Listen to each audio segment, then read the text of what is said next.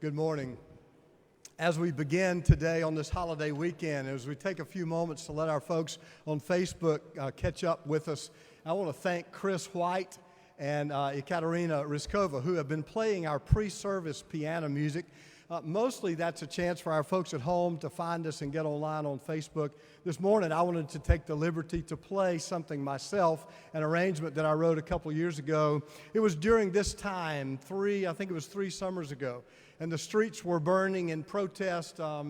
Our inability to come together among the races was showing its ugly head again. And one day I was in the sanctuary sitting down at the piano, and I realized that the hymn tune for America the Beautiful and Lift Every Voice and Sing were on back-to-back pages. America the Beautiful, Lift Every Voice and Sing, which is known to the African American community as the Black National Anthem.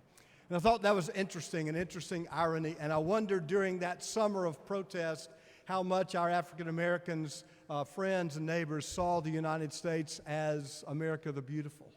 And so I put those two together, and I wanted to let the tension stand. I wanted to mention that to you this week, today, before I played, to let you think about our country and to think about all that is beautiful about this country and about all that yet needs to be changed, the distance we need to yet cover. If I had to entitle this medley, I'd probably call it America the Beautiful, ?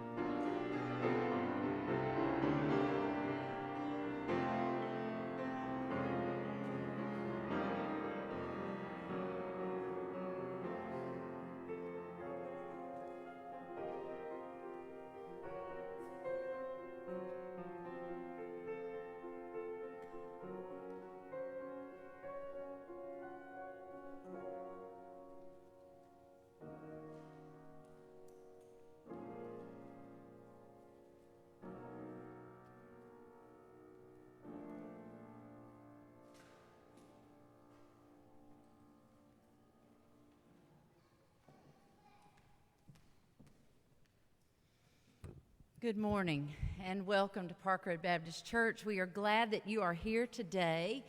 Let me tell you, if you are joining us on live stream, there are people in the room. This is the most back row Baptist crowd I have ever seen in this sanctuary. So all of you that are trickling in, come on down so people will think we're not preaching to an empty room today. There are people here. Thank you. Here come the foxes, ready and coming down front. Very well done. Thank you. Look, I speak and they come forward. I have never seen the Woolies sitting this close to the front center. This is crazy. So welcome. We are glad that you are here today. We are home. A few of us, some of our youth, Margaret Robinson made it today. Jeff Palmer is watching online. He was one of the chaperones. Micah Belong is here, and I'm here to say, and Sophia Terry is here. And Sophia, you totally win the only youth to show up today after a week of camp. I'm here to say we have survived. And we lived through it, and it was absolutely wonderful. We had a great week at youth camp. I am going to be lying down for the next 3 to 4 days, okay? So if you need me, just text me. I'll respond in a few days. But it was a great week of camp. After this coming week, we will take some children to children's camp, and then a little bit later, we'll take some youth to mission trip, and the fun just never stops, does it? So it's been a good week, though.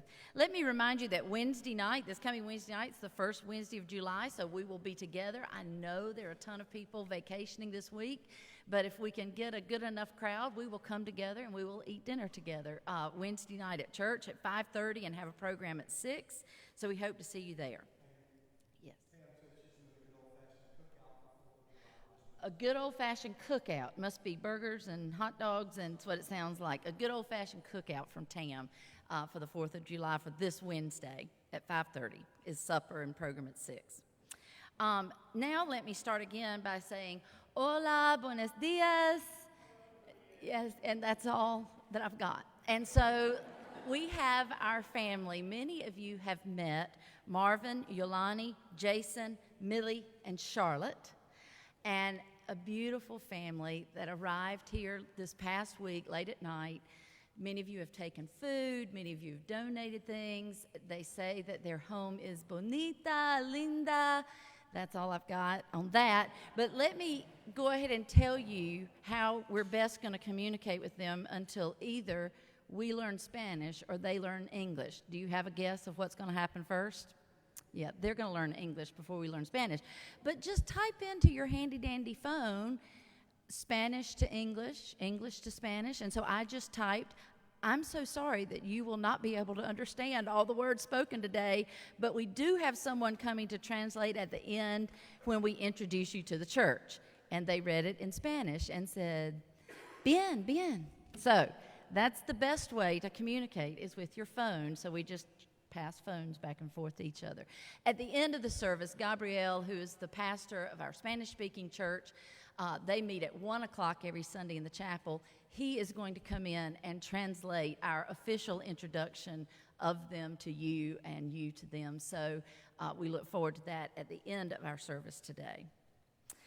Let us take that big breath of all that we've carried in with us for the week, and all that we look forward to in the coming week, and just take this moment, this one moment, to breathe in deep the love and peace of God, that we may come to this service of worship and be changed.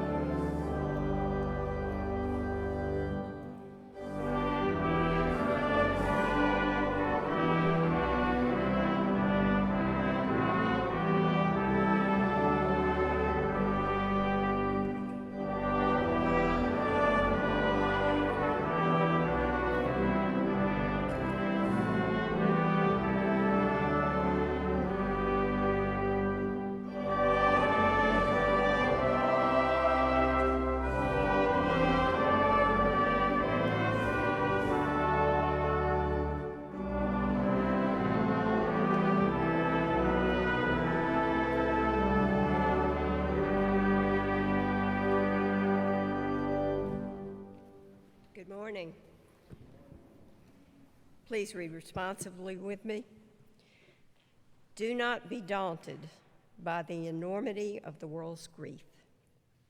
Do justly, love mercy, walk humbly, and act. You are not obligated to complete the work.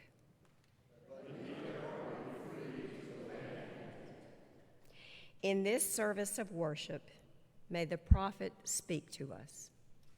That we may know, strengthened for the work ahead. Please pray with me.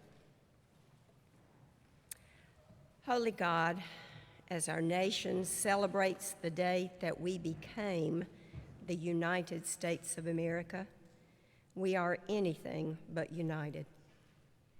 In fact, we are perhaps more divided than ever in our history. This division has spread roots of fear, anger, mistrust, and despair into our lives. It colors our feelings about friends, neighbors, other Christians, and worst of all, family members. We want it mended. We want our nation unified again, but the path to reconciliation seems daunting, if not impossible. Our nation's 246 years have brought us moments of pride and moments of shame, moments of prosperity and moments of poverty, moments of generosity and moments of greed. Let us listen now to the prophet Obadiah and be reminded yet again of the path to walking in your way rather than our own self-serving way. Let us remember to turn the mirror onto our own flaws rather than pointing out those of others. Let us commit to making the right choice, to putting others first, to remembering that judgment is not ours. Let us remember that the way of Jesus is the way to reconciliation. Let us remember that only as we follow that way will there be healing. As we pray the model prayer today, let us truly hear those words and be re-energized to seek your will. Our Father, who art in heaven, hallowed be thy name. Thy kingdom come, thy will be done, on earth as it is in heaven. Give us this day our daily bread, and forgive us our trespasses, as we forgive those who trespass against us. Lead us not into temptation, but deliver us from evil. For thine is the kingdom, and the power, and the glory forever. Amen.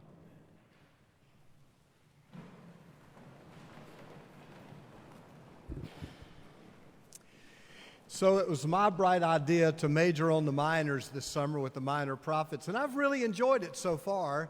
And then we came to Obadiah, which I've been calling Oh My Badiah. What in the world? I have read more academic work this week than in about 30 years since I've been in seminary. I'm trying to figure out Obadiah. And what we can say to you this morning, difficult, interesting text. 21 verses. It's the shortest book in the Old Testament. And as I'll tell you in my part of our homily today in the introduction, we have to go way back to pick up some Bible history to understand Obadiah. It goes back to the story of Jacob and Esau. I hope you remember that story, Jacob and Esau. They fought even within their mother's womb, and they fought for a lifetime, and their descendants fought for generations. So I want to ask you today, as we come to this moment of silence, what divisions are you experiencing? What animosities do you know, even within your own family, that you might need to spend some time working on? The division between two brothers, Jacob and Esau. that led to division between two nations that existed for centuries, literally centuries. What about you? Within your own family? What do you need to do? What work do you need to do to create harmony? Let us keep silence together.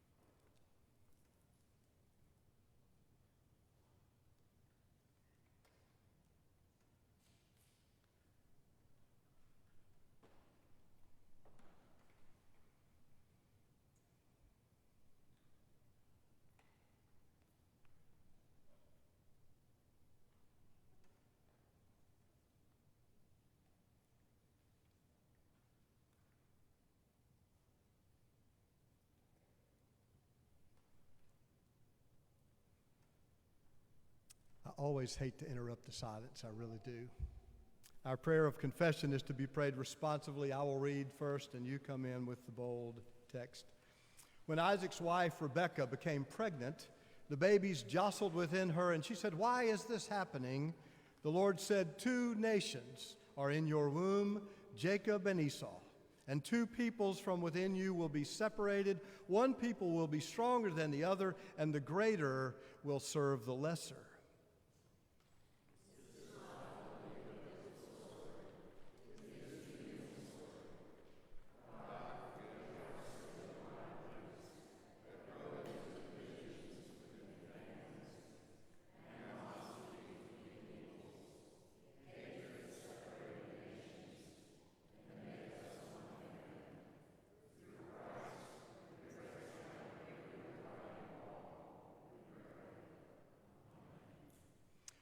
Despite the divisions and perhaps the failures that are ours that keep those divisions among us, you need to hear this good word today. You are loved. You are forgiven. So be at peace.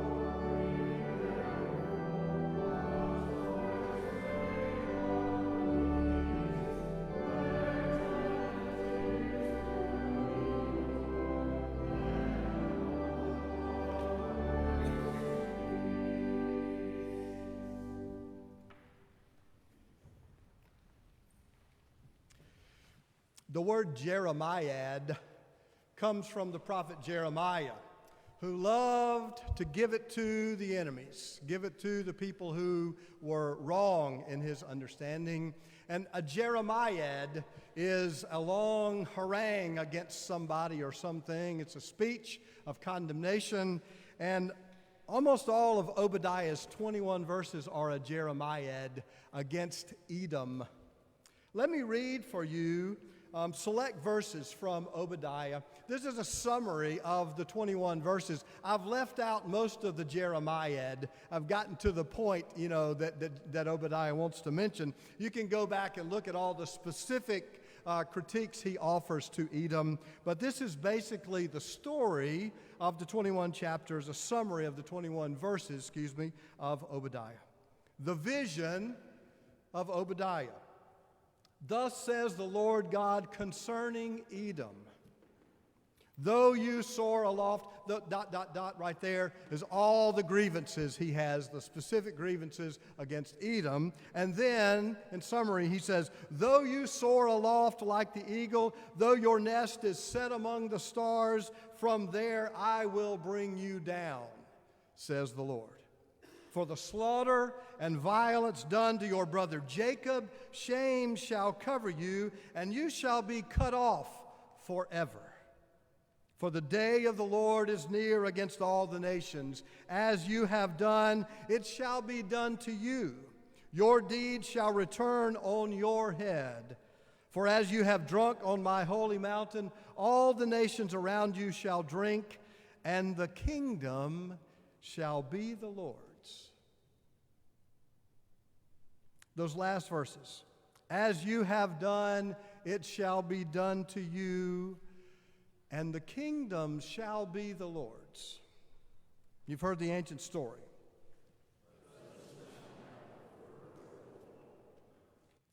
On this holiday weekend, filled as it is with remembrance of our nation's history, let's do a little of our own history. You know how I love to do that for you. We're going to go way back beyond the Declaration of Independence and the founding fathers of this country to the founding fathers of our religion.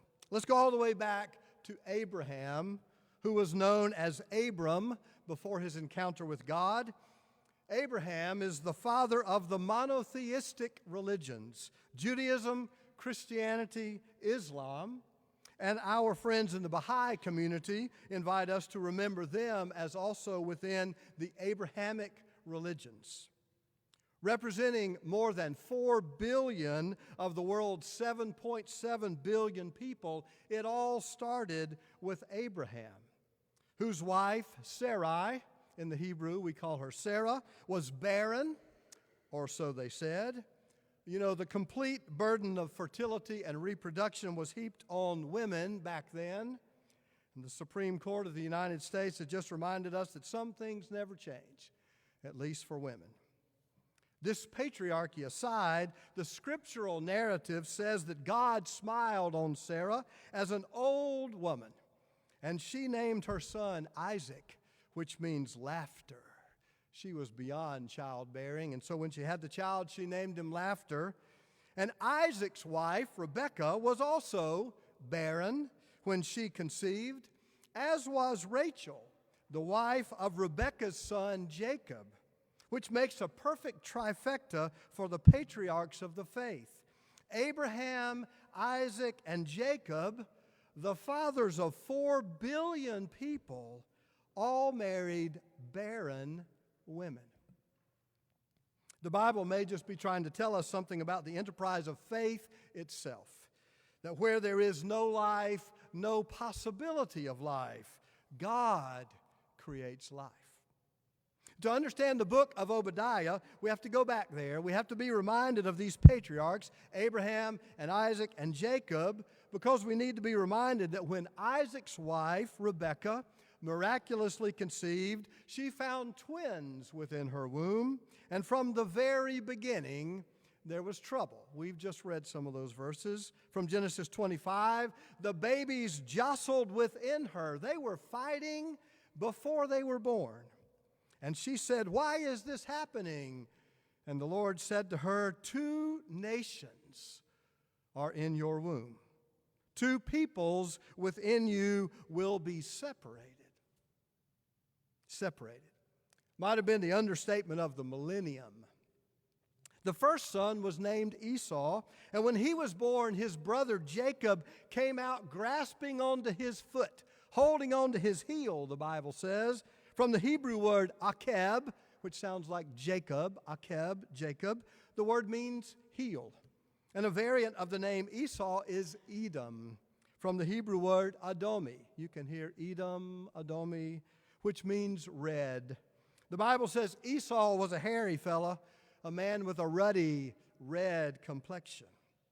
And one commentator says, we have in a nutshell the entire history of humanity seen from the angle of rivalry, from the moment of birth And the rest of the story emphasizes the difference between the two brothers. One is a man of action, his father's favorite. The other is a thinker, the darling of his mother. And there was rivalry from the very beginning. When we get to the writing of Obadiah, which is difficult to date, but is placed by most scholars after the fall of Jerusalem to King Nebuchadnezzar in around 587 BCE. That and the Babylonian exile that followed. We talk so much about the Babylonian exile. I keep telling you, you have to understand the Babylonian exile if you want to understand the Old Testament. You have to understand exile and return from exile, captivity and liberation. Most scholars set Obadiah after the fall of Jerusalem, 587. But by that time, enmity between Jacob and Esau was already centuries old. Now, while many scholars believe the patriarchs are more legendary than historical, if we try to put a calendar date to their lives, it would have to be 17 or 18 centuries before Christ. So if Obadiah was written in the 6th century before Christ, we're talking about the Hatfields and McCoys on an epic scale.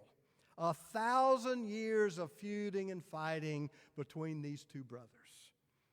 Jacob's name was changed in the course of his life to Israel, one who contends with God. You remember the story? He wrestled on the bank of that river with that man all night long. He wouldn't let him go, and he said, you got to give me a blessing. And the man said, I'll change your name. It was an angel. And he changed his name to Israel, which means one who contends with God and prevails. So Jacob's name was changed to Israel. So the sibling rivalry that began with Jacob grasping after Esau's foot and then deceiving him out of his birthright, the enmity between brothers became the warring hatred of two nations, Israel and Edom, for centuries.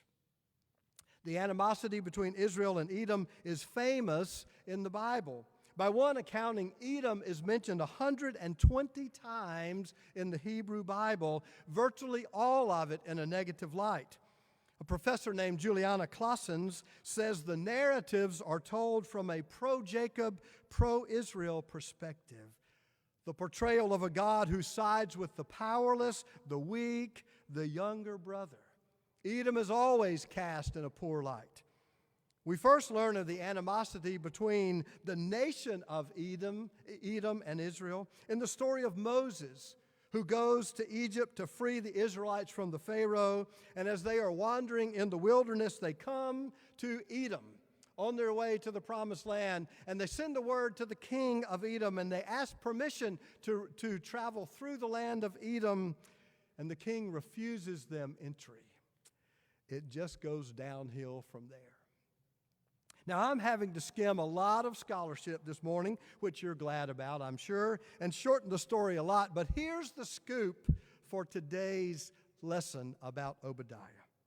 Obadiah's prophecy, these 21 verses, take the form of what Hebrew scholars call oracles against the nations. This was a well-attested form. It's attested across the Old Testament. It's a Jeremiad, a polemic, a bitter condemnation of the nations who happen to be Israel's enemies. It's common in the Old Testament. Oracles against the nations, condemnation of Israel's enemies. Scholars say it's probable that these texts originated during times of war as the preachers of the day took aim on behalf of the politicians and the military leaders at the enemies of Israel to justify their warfare by saying basically, well, you're evil and we're God's chosen and God's going to take you down. Justifying our war by calling out our enemies. Oracles of the nation. It's almost all of the book of Obadiah.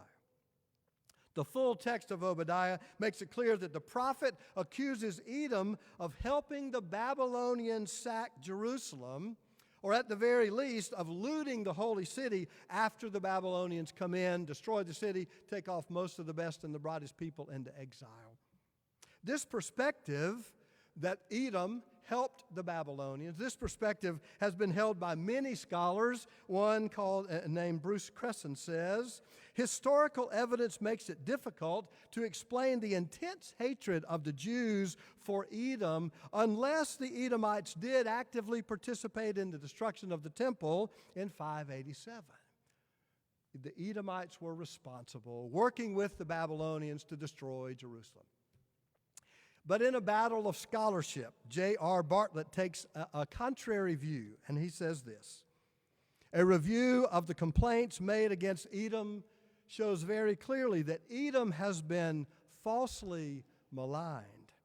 The roots of Judah's hatred go back to the monarchic period, go back to King David, 500 years before the Babylonian exile.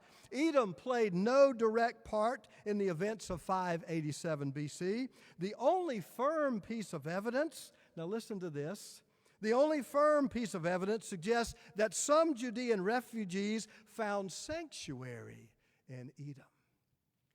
Rather than being enemies of Israel, some Judeans found sanctuary in Edom.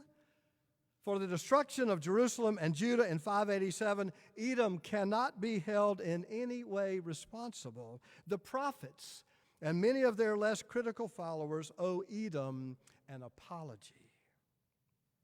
You get it? One group of scholars and the oracles against the nation, the prophet says the enemies of God have fought against Israel.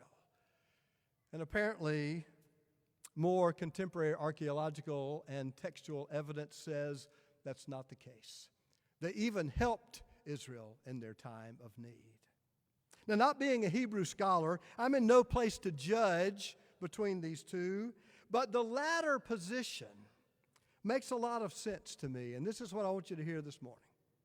It's not difficult to imagine that Obadiah, a product of his age, was communicating a theology built on existing animosity, whether this was historically accurate or not. A theology built on oracles against the nations is tantalizing for any people craving to justify their nationalistic mythology. You know, God has blessed us and woe to the rest of you. Have you heard that anywhere? Obadiah is hardly the only preacher who has found it convenient to have a good enemy. Pointing the finger at someone else, the self-righteous comfort that this brings is so much easier than honest reflection. But hidden within Obadiah's xenophobic rant is a truth that his people needed just as much as we need it today. At the end, those words I called your attention to, for the day of the Lord is near against all the nations, as you have done. Now, Obadiah is talking to Edom. I think Obadiah's people need to be listening, and we do too.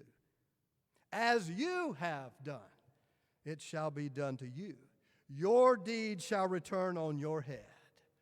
Edom, Israel, America.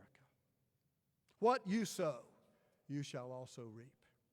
The inversion of the golden rule is universal truth. Do unto others as you would have them do unto you.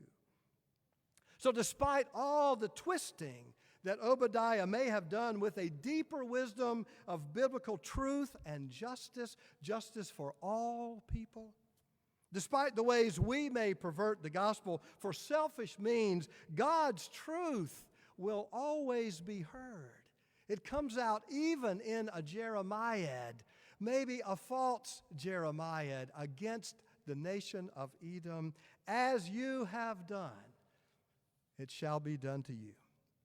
So let us learn from Obadiah. First, we have to tell the truth. All of the truth. We have to learn our history rightly.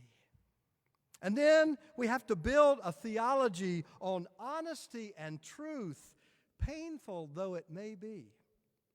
And then we have to work hard for truth and justice, difficult as it might be to achieve, believing as Obadiah did, this part he got right, that with or without our theology, the kingdom shall be the Lord's.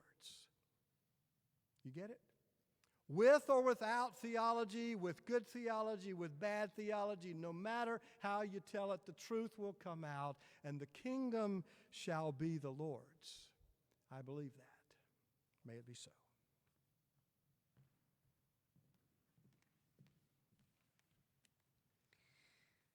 There's nobody that enjoys a good biblical timeline than Russ, more than Russ. But I always appreciate hearing it in those terms and then thinking about it in layered ways. Here we are on a 4th of July weekend where we celebrate our nation's independence, freedom, even as we have asylum seekers sitting in our congregation that we are trying to bring in to the fold. And then I get the everyday part.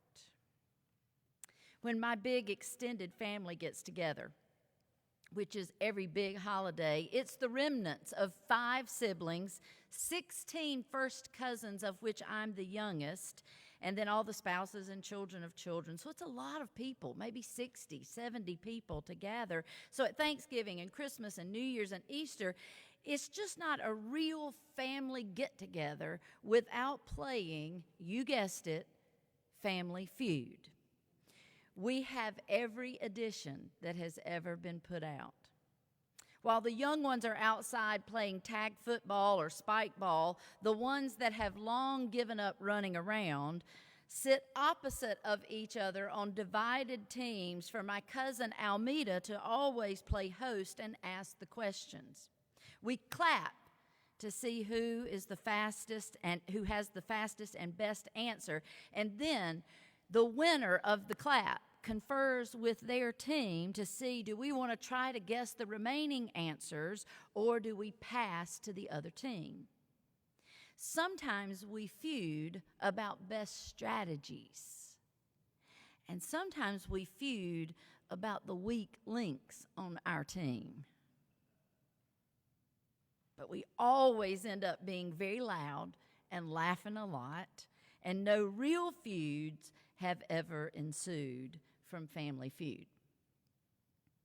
When we sit down with a couple before performing a wedding, we always ask 2 questions. What do you want to leave behind from your family of origin? And what do you want to bring with you from your family of origin into your new family? 36 years ago, I knew right away that one thing I wanted to bring from Russ's family into our new family was the way that Russ's family opened their home to everyone. There was always room for more at their table. And I wanted that in our new family. But for my family, I knew I wanted to bring a sense of the importance of family. There was nothing more important to my parents, especially to my father, than family. So between our 2 families of origin, I hoped to build a family of our own that both lifted up the family as central with a healthy dose of welcoming the outsider. But all families have their very own dysfunctions, plenty of things that we want to leave behind, and some of them are real doozies. I'm not going to name Russ's family's dysfunctions. Or mine. It's almost hard to comprehend how Obadiah is speaking to a situation that began with brothers after years and years of feuding through the generations that spilled over into nations. So it's frightening to realize the potential impact of one feud. What we learn from this situation into which Obadiah speaks is that division multiplies. And that's scary when we consider how much feuding is going on in the world and in our country and in our workplaces and in our neighborhoods and in our families. And frankly, in a lot of churches. Finding common ground is perhaps the hardest work of all. We end up yelling at each other or shutting down completely, both of which are detrimental to relationship. Feelings get hurt. Things are said that weren't really meant. Buttons are intentionally pushed. Memory isn't easily erased. And then we continue to play out the scenario in our minds over and over and over again, making the initial transgression repeated over and over and over again. And science tells us that our brain has no way to differentiate between the actual occurrence and the memory of the occurrence. So every time we replay the feuding scenario over in our minds, it's almost as if it is happening again in our core. After the overt argument, disagreement, or feud is over, how many times do we replay it, adding to it, changing the outcomes, saying all the things we wish we had said, sometimes while we're not even speaking to the other person anymore, until we are consumed by it. And then we tell another person and we rope other people into our feuds until the division multiplies out of control. We see it all the time on both micro and macro levels. The little piece of good news shining out of Obadiah is a reminder, as you have done, it shall be done to you. Your deeds shall return on your own head. In other words, you reap what you sow. If you have done harm, likely harm will befall you. If you have spouted words in anger, that is what is most likely to return to you. But if you have sown seeds of reconciliation, it is highly probable that reconciliation will ensue. It's not a definite. Don't hold me to it. I intentionally said likely and probable. It is most certainly worth a try. Someone recently told me that forgiveness was the most selfish act of all. She had forgiven someone who had hurt her deeply because she needed it in her own being, because the anger was eating her alive. So she decided to forgive. Some scenarios. Rachel, at war with her mother, put an end to several years of silence with a telephone call announcing a new grandchild and an invitation to see her. Paul, whose father forced him out of the family business because he disapproved of Paul's hippie values, came home when he learned his father was dying in time for them to tell each other, "I love you." A sister called a sister-in-law after 17 months of not speaking and announced, "We're making up, it's enough already." 3 fictional accounts that can be replayed over and over and over again of reconciliation. And reconciliation gives us hope. I found an old article in the LA Times about family feuding. In it, the writer says that feuds start over money or power or values or politics or a real or imagined insult. They exist between parents and children, brothers and sisters, relatives in all combinations. Some are poignant, some are absurd, and many have gone on for years. To those of us on the outside, family feuders can seem pathetic, petty, irrational. Why can't they, for heaven's sake, just kiss and make up? But often, a family feud is about a lot more than we or the feuders readily recognize. The article points out often a family feud is the eruption of a lifetime of buried feelings, of rivalries and resentments of all kinds, of unhealed hurts, stretching all the way back into childhood. And sometimes all that is needed is for one feuder to reach out and make a gesture. But sometimes that gesture must be made again and again. And sometimes ending a relationship may be the most healthy thing to do. But I was grateful that this article didn't call it God's way, but how I hear it. Sometimes ending a relationship may be the most healthy thing to do, but even the most bitter family feuders should leave the door ajar and retain the option of ending a feud, a God of second chances. And then the writer points out there is another option, not to let the feud get started in the first place. Feud avoidance is easier if we don't expect the impossible from our relatives and if we can accept them as they are and not demand that they be what we want them to be. But for a feud not to start in the first place, you have to decide it's not going to start. There's nothing quite like feuds over inheritance.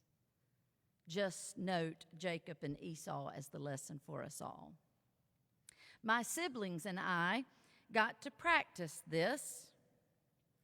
We did not agree over what was left of my parents' estate, but we continued to try to see it from the other's perspective. And with every meeting over 4 years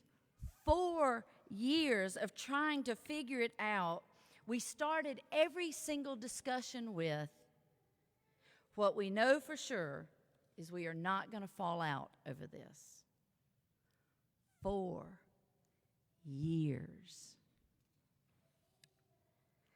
I feel like perhaps the best impact I can have on the world is how I treat those who are closest to me, how I disagree with another, how I speak about things that matter most to me, how I engage issues about which I'm most passionate, how I seek reconciliation, how I ask for forgiveness, how I receive an apology, how I participate in relationships, how I respond.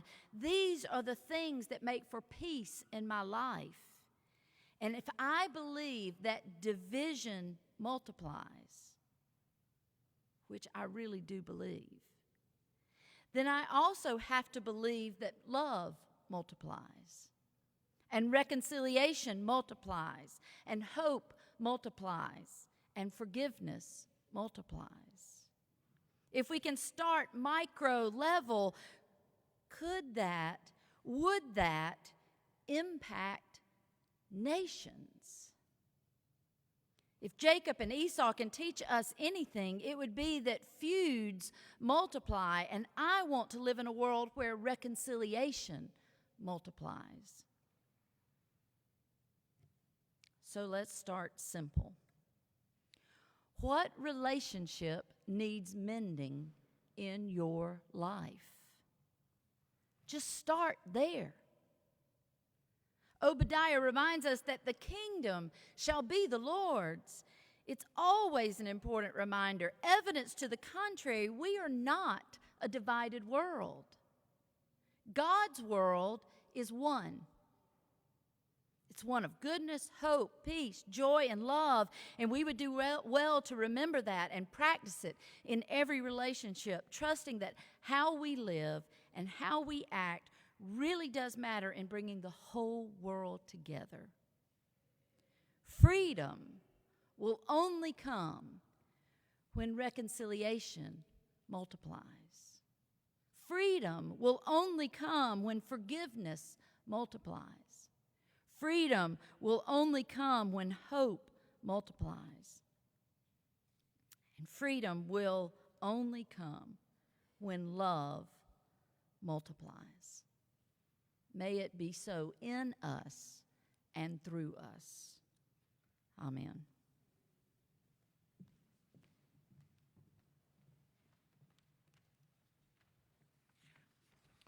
Would you pray with me?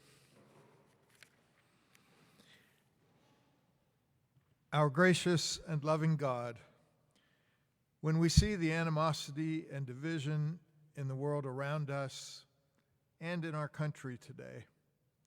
It is easy to become discouraged. We are divided along political lines, divided on the important issues of the day, divided among our friends, our neighbors, and even in our families. It is indeed easy to get discouraged. And yet you call us to be a people of hope, a people who do justly, who love mercy, and who walk humbly with you. You call us to be a people who not only live in hope ourselves, but who inspire hope in others. Help us and give us strength to be faithful to that calling. Remind us to be patient and tolerant and kind in all of our encounters. May we be responsive to the needs of others as we attempt to share with them the mercy and compassion that you have shown to all of us. May love, reconciliation, and compassion multiply in us and through us. We ask in Jesus' name, amen.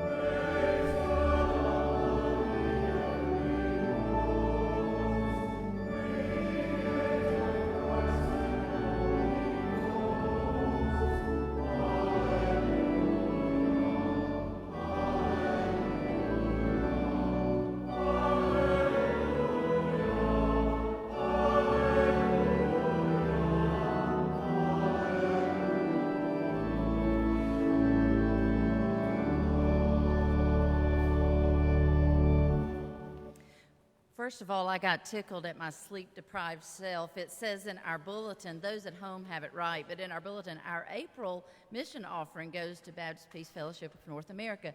I know it's July, but when I copied and pasted from 2019, clearly it was our April mission offering. So your July mission offering goes to the Baptist Peace Fellowship of North America. I'll correct it for next week. I wanted to say a word in invitation to people to join the church. That's what this last hymn of commitment is about, for you to make your own sense of commitments. And if that includes being a part of this family of faith, we would welcome you.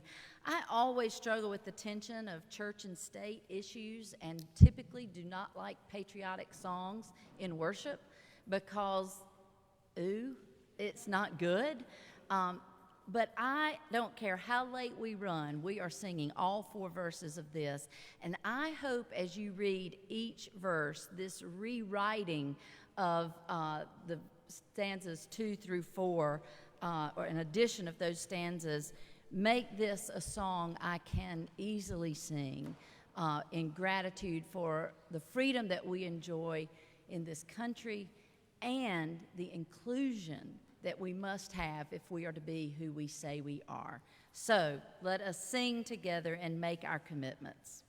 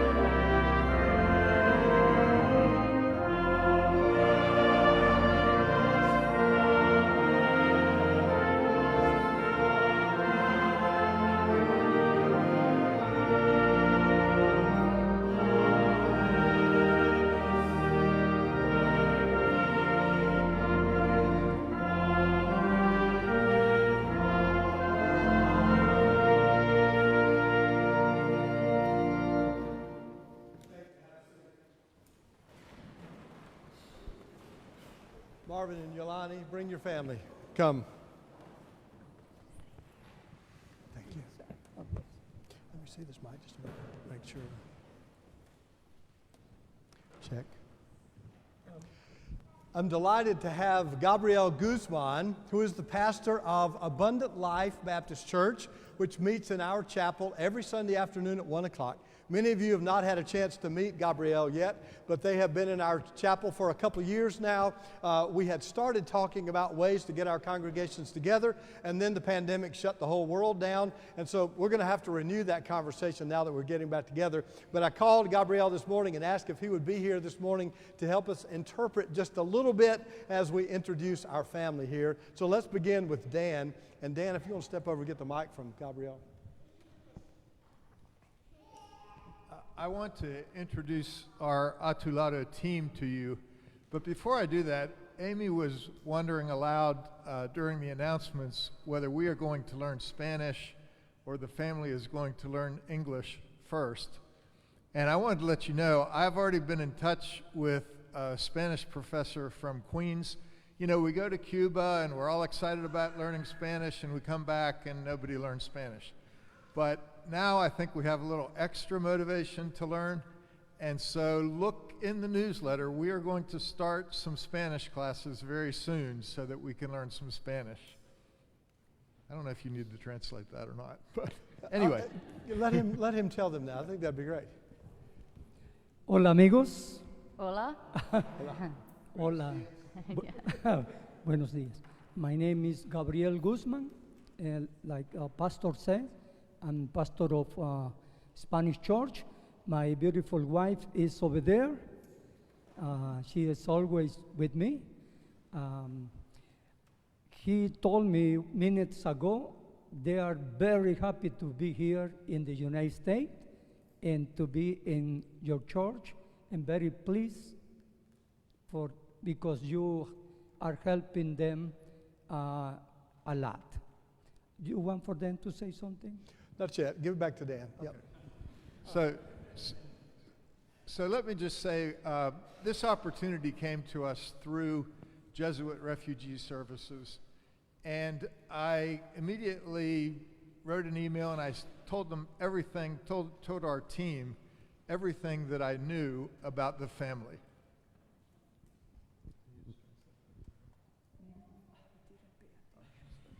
We'll start again. So when I did that, really the first person who responded was Scott Malis, and he said, "How can we say no?" Maybe he doesn't understand what he's supposed to do. You just go ahead. Yeah, and pretty soon after that, our team was unanimous, and somebody said, "I think this is what the church would want us to do."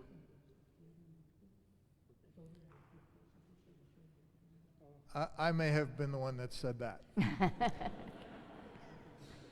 Catherine, if the team would just stand, I know I think only three of you are here today, but if you'll just stand for a moment. Netta is already standing, Karen, and I'll say just a brief word. If you guys can sit back down, I don't want to make you stand the whole time, but Catherine was the first one to get in touch with Yolani.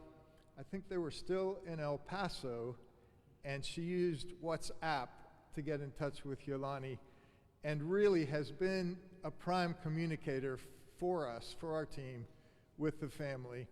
She has also, I think, been in touch every day with the family and has responded to little needs here and there, and has been a tremendous help to them. So thank you, Catherine. Karen, we have already thanked for finding a place for this family to live. Believe me, no small task.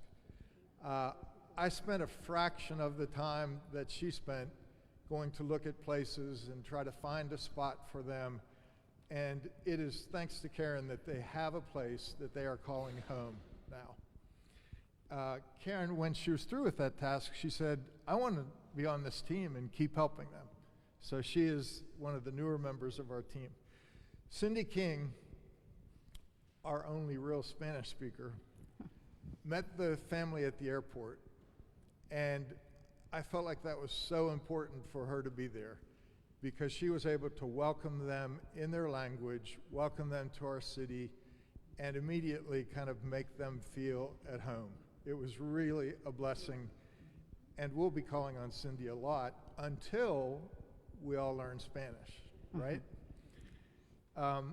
Peggy McIntyre and Netta Mosley are the newest team members on our team. Both have told me that they are eager and willing to help in any way that they can. So we have a great team.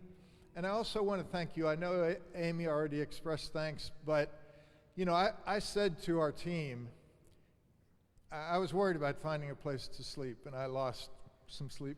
I mean, a place for them to live, and I lost some sleep over that problem. Karen kept saying, oh, God has a place for them. We'll find it. You know, don't worry.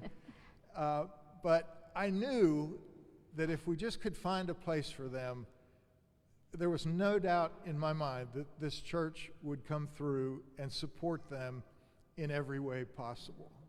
I had no doubt about that.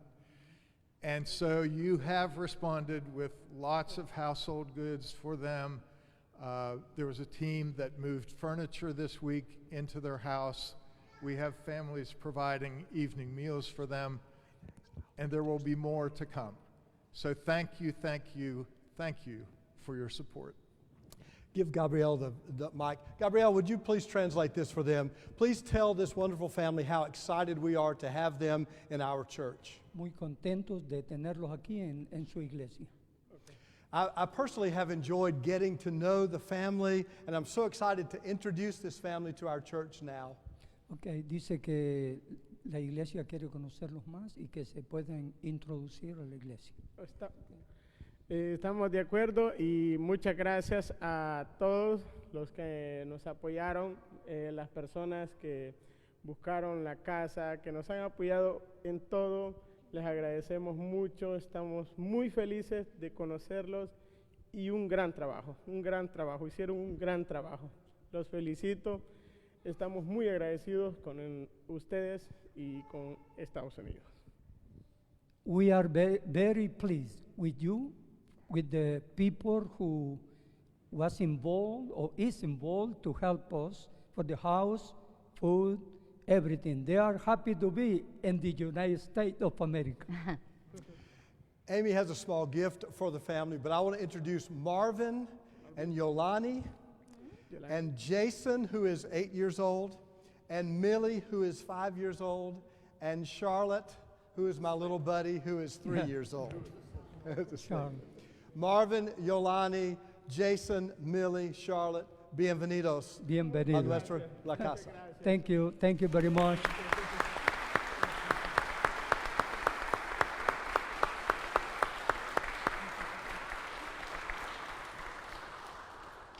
Millie has a birthday, and Charlotte has a birthday coming up this week, the 11th and 13th. I believe Charlotte turns 3 on the 13th, and Millie turns 6 on the 11th or 13th. 13 and 11. The 13th and the 11th, Yeah. 6 and 3. Okay. Now, Gabrielle, tell them that we have a ministry in our church of people that that sew and make prayer shawls. Tiene un ministerio donde costuran y hacen cosas aquí en la iglesia. And I'm going to read to you in English Va a leer what algo. this says, and then you can read it to them in Spanish. Okay. Okay. So every prayer shawl comes with this message. May this prayer shawl be a source of strength and comfort to you whenever you place it on your shoulders. We hope you will imagine yourself enfolded and surrounded by the love, prayers, and compassion of those who love you, even those you do not know. God bless you this day and every day. Esta es una tarjeta que hicieron para ustedes. Que este manto de oración sea una fuente de fuerza y consuelo cuando se lo ponga sobre sus hombros, que se vea envuelto en el amor, oración y compasión, que le rodea de personas que aún no conoce. Que Dios lo bendiga y para siempre. Muchas gracias, muchos thank you. Muchos thank you. I got it.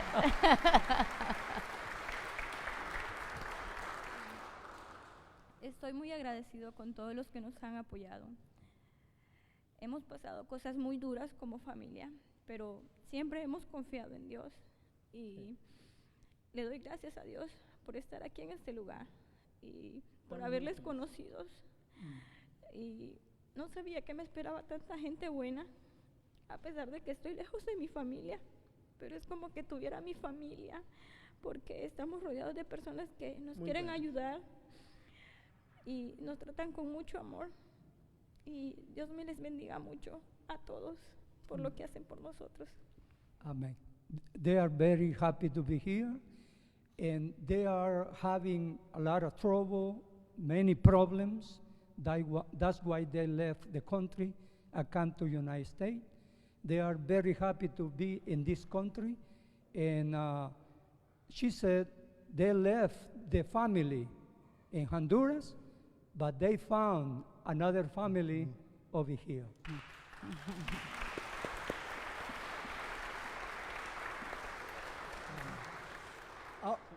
I want to invite Dan to take the family out on the sidewalk, and they will be there for you to greet them. And if you can't say anything else, say, hola, bienvenidos. Hello, welcome.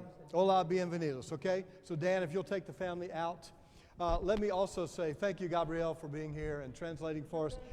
And thanks to our Thank you. guest musicians today, Nancy Watson at the organ, Marissa DiBramaletta, and Ron Vereen from the Charlotte Pride Band, friends, and of course Dave Silden. Thank you to our musicians. Bob, thank you for your work today.